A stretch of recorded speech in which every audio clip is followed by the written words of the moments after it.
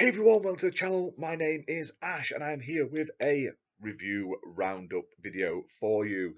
This time I've got 4 unique games to talk about that I've been playing over the last couple of weeks on PC and Xbox. So let's jump straight into them and take a look, shall we?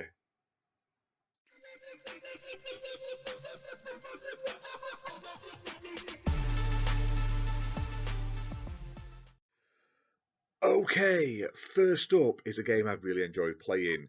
Now, this is Hidden Cats in Santa's Realm, and it's developed and published by Newcart Studio, who were kind enough to send me a copy for this review. Now, I was going to do this in its own video, but because it's a Christmas Santa themed one, I've decided to put it into this review roundup just because I'm doing this in March, and I don't know if there's a lot of interest, and I don't want to say the game's bad in any way, but I don't know if people are going to be looking for Christmas games at this point in the year. So maybe at Christmas I'll put it in with my Christmas review roundup as well. This game released on the 18th of December 2023, which is a great day because it's my birthday. And this is basically a Where's Wally sort of hidden item game, but with cats and kittens. And obviously, if you haven't guessed it, it's themed around Santa's realm and Christmas themed areas. Now, the way this game works is you'll go into a level, there'll be a full screen's worth of things to look at, environments. They're all black and white outlines, and you will click on a cat and it'll colour it in, and that basically ticks it off the list. When you find all the cats in a certain area, it'll slowly but surely colour in the picture until you've completed the entire thing with colour, finding everything there is to find. Now, the game features 2 game modes, which has a normal mode, which has 120 cats in fixed positions, and you have 3 hints, which you basically click on this little icon and it sort of points to where the next cat is. And then there's an advanced mode, and that has 200 cats in random positions. And this is the same picture as the normal mode. It then has 20 city people to find as well, and finding them can earn you hints. And 12 special cats. Now, finding these special cats pops up a little info screen with a picture of them. Some of them are real cats from the developers, others are Santa Claus cats, elf cats, stuff like that. But finding these unlocks secret bonus levels. Now, these bonus levels include a candy factory, reindeer stables, ice lake, and they have between 50 and 100 kittens. Now, in these little missions, it's exactly the same process, but there aren't any humans, and they're on a smaller scale, like the size of the images, like the maps you're using. But when you complete all of these bonus levels, you then unlock the final one, which is a big snowball fight one, and that has 100 kittens to find and 100 people, and that is the one that takes the longest. I found with a few of these hidden cats games, the last one where there's tons of people and tons of cats to find takes ages. Like the full game, you can play through it in about an hour or so, depending on how quickly you find everything, and there's no time limit or anything like that. But that last level takes a good 15, 25 minutes, depending on if you're able to spot things, because it's just chaotic. There's just so much in it.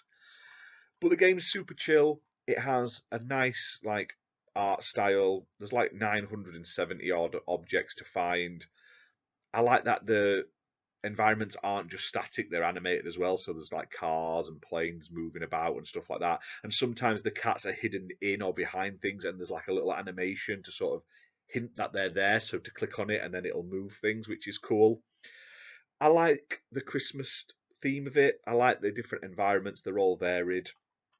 And it's priced at £3.39 on Steam, and it does support Xbox and PlayStation controllers, which is nice. And there's a ton of Steam achievements there as well. Now, there's also accessibility options, including a dark mode and a load of camera control and mouse sensitivity and stuff like that. So you can really customize it to your liking. And if you do enjoy this sort of type of game, the developer has done a ton of these games. I've covered some on the channel, like Hidden Cats in London and stuff like that. So check out my other review videos if you're interested. I've got another one I'm working on right now, so that'll be up later this week, maybe next week, where they're in Rome. but you can buy the full bundle at a discounted price and save yourself a bit of money as well to get all of them included. Okay, next up is 39 Days to Mars. Now, this came out back in 2019 from developer and publisher. It's anecdotal, and it's basically a short cooperative steampunk puzzle adventure game in which you basically join these two travelers. Basically, they're 19th century explorers and they're going on their maiden voyage to Mars in this weird and wonderful contraption ship thing that keeps breaking down, basically. And it's up to you to complete a whole host of puzzles to basically keep the ship moving and get you to Mars. Now, this game is playable solo, but it is designed to be cooperative, so you should play this with someone else. This is a great game for playing with a partner or like a close friend or something like that. It's funny, it's enjoyable. The puzzles, while a little challenging, are more physics based than like mentally challenging, and you'll basically each player will control one of like the hands, and that makes it all the more fun trying to sort of coordinate what you're doing with the other person. Now, while the puzzles and the gameplay is really fun, it looks really unique. It's a nice premise. They've done a great job with the graphics and the sound design and everything like that. Playing it solo is not as fun. You can do it, but it it just doesn't have the same feel to it. It's less enjoyable while being slightly easier to sort of navigate. The game itself, though, you can get through it in between an hour to 2 hours, depending on how quickly you get through the puzzles. Now, if you're an achievement hunter, you will have to replay the game multiple times in order to get all of the achievements because some of the puzzles require you to do certain things to unlock the achievements, but you don't necessarily have to complete the puzzles all in the same way. So there is a bit of replayability there, which is nice, but it is lacking in substance. And every time you play it, you're going to get better at it and it's going to get easier and easier. So eventually, you'll be like between 30 minutes to 45 minutes to complete a run through. Now, it is really enjoyable, but just bear in mind you're looking at a short but sweet game. Now, it's normally priced at £12.49, but at the moment, at the time of recording this, it's on sale for £8.36. So I definitely recommend picking it up on sale just because, like I say, you're only getting about 2 to maybe 3 hours worth of content if you replay the game.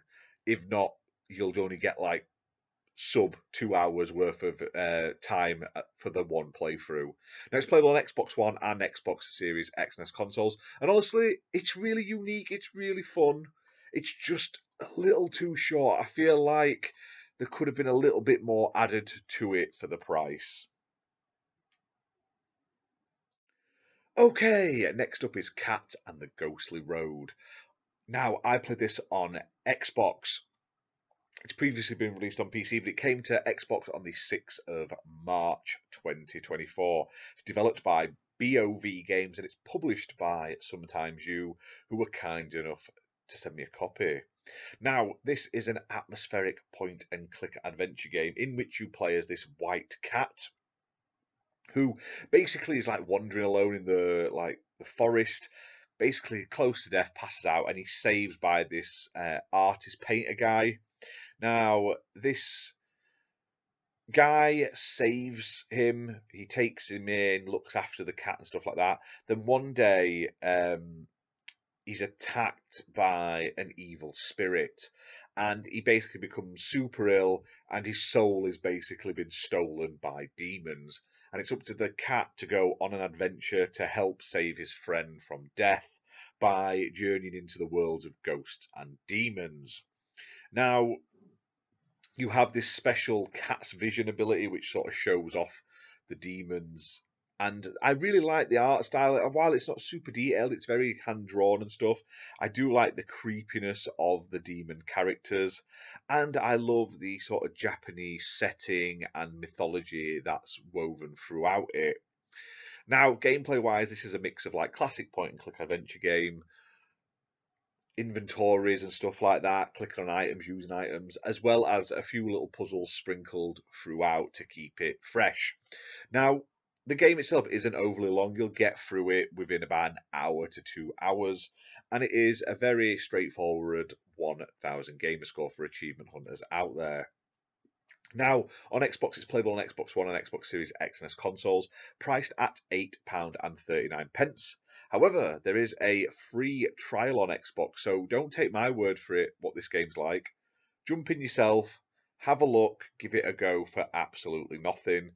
And yeah, if you like classic point and click adventure games like they used to be on the PC, you like that sort of demon mythology and setting, this one isn't bad at all. And like I say, it is short, but it's nice. It's got great sound and stuff like that in it as well, which is really cool. So check it out. They've done a fantastic job with this one. Okay, and last up is The World According to Girl. Now, this released on Xbox on the 15th of February 2024, developed by Yondre and published by Amata KK, who were kind enough to send me a copy for this video. And this is a wonderfully weird game. It's one of those weird and unique games that come along every now and again. They sort of come under the radar and you don't think about it till you play it. And it's one of those games you have to play to understand. So, this is described as a deck building roguelike caring game. Yes, you heard that right. Deck building roguelike caring game. And it's a weird one. So this is a roguelike game. It has a lot of like RNG, has a lots of failings, restarting, doing runs basically. And it features deck building. However, the deck building is more like a drafting game, like a deck drafting card game as such, over building up a deck to do fighting and stuff like that. And then there's the caring game side of it. And the way it all works together, it clicks. It really feels like it shouldn't click, but it does. So this takes place in the distant future, like 100 years into the future. You're in this sort of like apocalyptic future. Humanity is on the verge of like collapsing and everything like that, and they're about to head to outer space basically on the only spaceship, and only the best people in the world can board this spaceship basically to be saved. And you basically play as a government who's raising this like child, very much imagine the Truman Show, but if it was creepier, and it was like a government backed program, not for like Big Brother TV.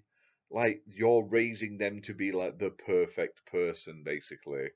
So your deck that you're using for this deck building is like paid actors in around this person's life. So it's so weird. It's the weirdest thing I've played in a long time, but it's got a very good story to it. Now, I must admit, I was a bit lost the first couple of runs because it doesn't really give you a lot of in-depth explanation about what you're really doing and what the point of it all is and how you're doing it.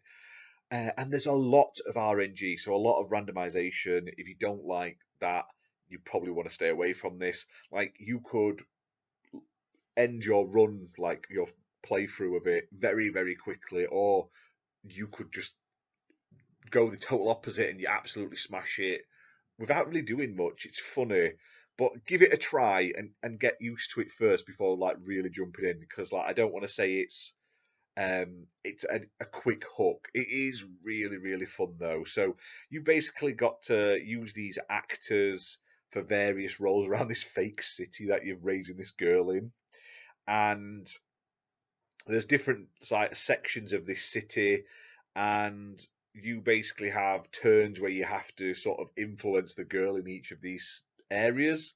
Really weird, hard to get your head around, and there's loads of different ways to sort of come at it in terms of like strategies and stuff like that. But I had a lot of fun playing it. Is it perfect? No. Are the endings good and there are some twists and turns in it, and is it like you're really playing as this creepy organization? Yeah, yeah, it is. And some of them are fantastic. So I don't want to sort of spoil it because they're the best bits where things you don't expect to happen happen, and It's really, really good. Play it, go and buy it. It's also at a fantastic price. It's £8.58 on Xbox, so it's not an expensive game at all. You're going to get a lot of replayability out of it. Graphically, it doesn't look bad. It does the job. It looks very much how it feels. But while the art in the background is simplistic, you can tell what all the characters are supposed to be and stuff like that. The art, like, is good, but the sound design really is really, really nice. I do like the sound design in this game. This won't be for everyone. This is going to be a proper Marmite game. Like, I can see people really loving this or absolutely hating it, and that is absolutely fine. Maybe watch some videos on YouTube of people playing it. This feels like a really great game for streamers as well. Like, not a lot, you don't have to do a lot, but a lot of crazy stuff can happen. And I feel like people watching along with it could really enjoy it. Maybe I'll do a stream of it actually, of me playing it, because it is really, really unique and more people should know about it. But it's not just on Xbox, it's on Steam, it's on other platforms as well. I think it's on Nintendo Switch. So check it out, give it a go. It's very, very, very unique in the best of ways. But anyway, guys, that's been it for this week's review roundup. Let me know which are your favourites in the comments down below. Let me know if there's any games you want me to check out. I'm working for a right list of games at the moment. Some fantastic retro-inspired games, some great indie games that have come out recently, and some bigger releases as well. So keep your eyes peeled on the channel. Hit subscribe. I try and post reviews every day or two, so there's always content coming your way. But until next time, guys, thanks for watching.